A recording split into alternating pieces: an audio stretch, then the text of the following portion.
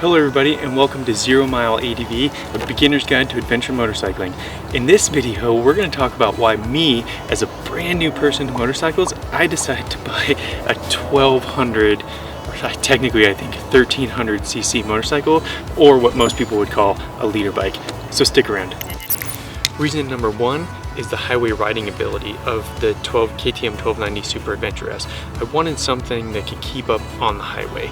As a brand new rider, the first time you get on the highway, it's terrifying, especially when you're behind a truck, a big truck, and it's kicking all that wind in your face. It's a pretty terrifying experience, and you need that power to be able to get around them so you can kind of get in a little bit more calm air on the highway.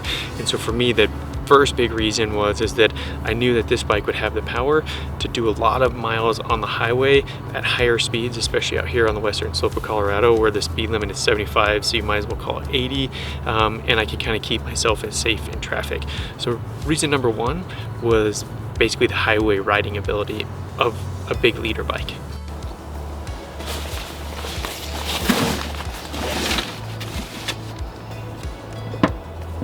The next reason is because I got an adventure bike. I didn't get a Suzuki Hayabusa or a big leader street bike or a crazy Ducati street bike with a lot of power and a lot of cornering ability. Don't get me wrong, as a leader bike, it's got a lot of power and it can definitely keep up, but if you drive it safe, it's still like a big SUV on two wheels. And so for me, reason number two is because I got an adventure bike and I didn't get a sport bike.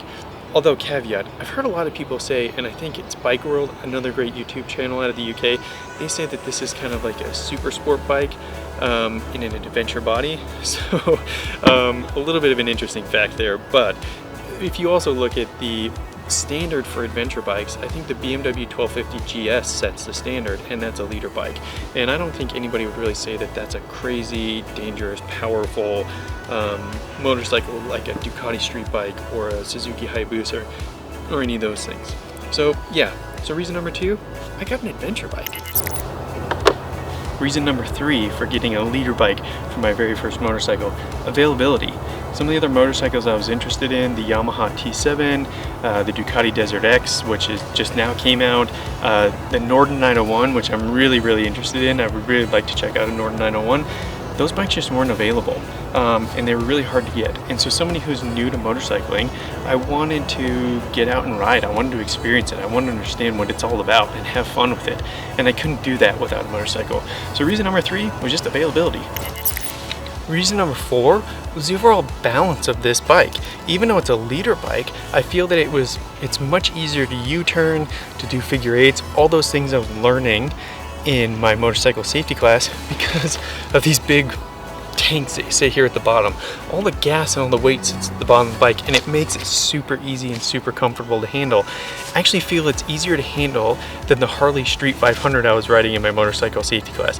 So really, I think the other reason is just the overall balanced weight of the KTM 1290. And reason number five, I didn't want to be upgrading and buying a new bike in 6 months or a year. So I know that a lot of people say that, oh, that's not really an excuse, we should get comfortable on the other bikes, and I really respect people like MotoJitsu, who's like, when it comes to motorcycle skills and how to be safe on a motorcycle, he's kind of the go-to channel for me, and I really appreciate that. But for me, I knew I wanted highway riding ability, kind of all the things that we talked about, and so I didn't want to get a small bike, get comfortable around town, and then wish I had gotten the big bike. So for me, was to not have to upgrade and spend the money on registration and all that stuff in 6 to 12 months.